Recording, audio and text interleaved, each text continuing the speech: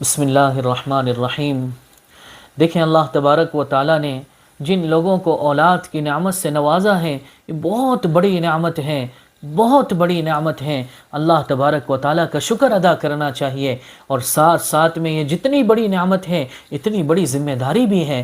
ہم اپنی اولاد کی اچھی تربیت کریں، یہی اولاد ہمیں جنت میں لے جانے کا ذریعہ بن سکتی ہے، اور یہی اولاد اگر ہم نے ان کی اچھی تربیت نہ کی، یہ غلط راستے پر چلے گئے، تو یہی اولاد ہمیں جہنم تک لے جائے گی۔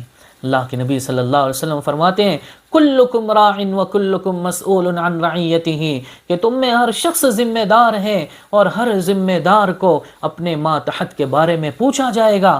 باپ کو اس کی اولاد کے بارے میں پوچھا جائے گا، بھائی اگر بڑا ہے تو اس کے اپنی بہن کے بارے میں پوچھا جائے گا، لہذا ہر ذمہ دار کو اس کے ماتحت کے بارے میں پوچھا جائے گا۔ اس لیے ہم اپنی اولادوں کی تربیت کریں، کوشش کریں ہماری اولادیں غلط راستے پر نہ جائیں۔ آج جو دور ہے فحاشی کا دور ہے، ہر طرف بے حیائی پھیلی ہوئی ہے، انٹرنیٹ کھولیں، جو کھولیں ہر طرف بے حیائی ہے۔ ہم اپنے بچوں کو سنبھالیں، ایسی تربیت کریں جیسے صحابہ کے زمانے میں، ایسی تربیت کریں جیسے صحابہ کے زمانے میں صحابہ اپنی اولاد کی کیا کرتے تھے، اللہ والے اپنی اولاد کی کیا کرتے تھے۔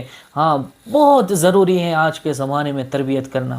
میں دو مختصر واقعے انشاءاللہ بتاتا ہوں کہ پہلے لوگ اپنی اولاد کی کیسی تربیت کیا کرتے تھے، کیسی تربیت کیا کرتے تھے۔ حضرت علامہ شبیر احمد عثمانی رحمۃ اللہ علیہ ایک بڑا عجیب و غریب واقعہ لکھتے ہیں۔ یہ ابھی کچھ 150 سال پرانا واقعہ ہے۔ یہ اس وقت کی بات ہے جب ابھی سعودی عرب سے پیٹرول نکلنا شروع نہیں ہوا تھا۔ اس وقت غربت عام تھی، اس لیے کہ کوئی آمدنی کا، کوئی کمائی کا ذریعہ نہیں تھا، حکومت بھی خود غریب تھی، سارے لوگ وہاں پر غریب تھے۔ علامہ شبیر احمد عثمانی فرماتے ہیں کہ میں حج کے لیے گیا، ہمارا قافلہ وہاں جب مدینہ منورہ پہنچا، ہم نے دیکھا کہ ایک یتیم بچہ ہے، اس کا ٹوٹا پھوٹا پرانا جھوپڑا ہے، اس کی ماں ہے اور اس کے ساتھ چند اس کے بھائی بہن ہیں۔ میں نے دیکھا وہ بچہ پابندی سے مسجد نبوی میں آتا ہے۔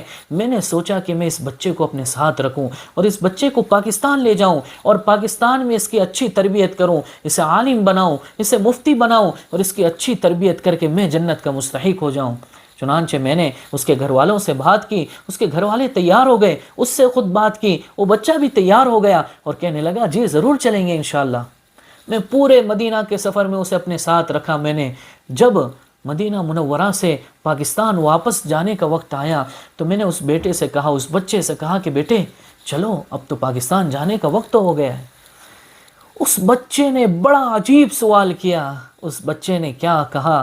اس بچے نے فرماتے علامہ کہ میں نے اس کا ہاتھ پکڑا ہوا تھا۔ علامہ فرماتے ہیں کہ اس بچے نے اس وقت ایک سوال کیا، کہا کہ چچا جان آپ کے پاکستان میں روضہ اقدس کی طرف، اللہ کے نبی صلی اللہ علیہ وسلم کے قبر کی طرف اشارہ کر کے فرمایا۔ اس بچے نے کہا چچا جان آپ کے پاکستان میں یہ روضہ ہوگا، آپ کے پاکستان میں یہ روضہ اقدس ہوگا؟ میں نے کہا بیٹے اگر میرے پاکستان میں یہ روضہ ہوتا، میرے پاکستان میں اگر میرے نبی ہوتے تو مجھے یہاں آنے کی ضرورت کیا ہوتی؟ علامہ شبیر احمد عثمانی فرماتے ہیں کہ اس بچے نے میں نے ہاتھ جو پکڑا ہوا تھا ایسے تیزی سے چھڑایا اور بھاگا، اور بھاگتے ہوئے روضہ اقدس کی جالی سے چمٹ گیا، اور وہاں جا کر کہنے لگا، مجھے پکار کر کہنے لگا چچا جان یہاں رہ کر بھوکا رہنا مجھے منظور ہے، پیاسا رہنا مجھے منظور ہے، لیکن قسم خدا پاک کی اس روضہ اقدس کو چھوڑنا منظور نہیں ہے۔ میں نہیں چھوڑ سکتا اس قبر کو، میں نہیں چھوڑ سکتا اس روضے کو۔ دیکھیں کیسی تربیت کی تھی اس ماں نے، کیا تربیت کی ہوگی اس بچے کی کہ نبی صلی اللہ علیہ وسلم کی قبر کو چھوڑنا گوارا نہیں ہے۔ کہنے لگا بھوکا رہ کر مر جاؤں گا، پیاسا رہ کر مر جاؤں گا، لیکن کبھی اس جگہ کو نہیں چھوڑوں گا۔ اور دوسرا واقعہ جو حضرت شیخ زکریا رحمۃ اللہ علیہ نے فضائل صدقات میں لکھا ہے، وہ بھی بڑا عجیب و غریب واقعہ ہے۔ دیکھیں کیسی تربیت کیا کرتے تھے۔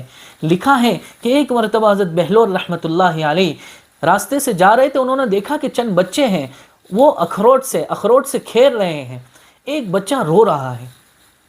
بہلول نے سوچا کہ شاید اس کے پاس کھیلنے کے لیے اخروٹ نہیں ہے، اس وجہ سے رو رہا ہے، تو انہوں نے کہا اسے کہ بیٹے کیوں رو رہے ہو، میں تمہیں اخروٹ لا دیتا ہوں۔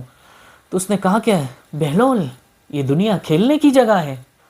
حضرت بہلول نے اس کا جب جواب سنا تو تعجب میں آ گئے کہ اتنا چھوٹا بچہ اور یہ بات کہہ رہا ہے۔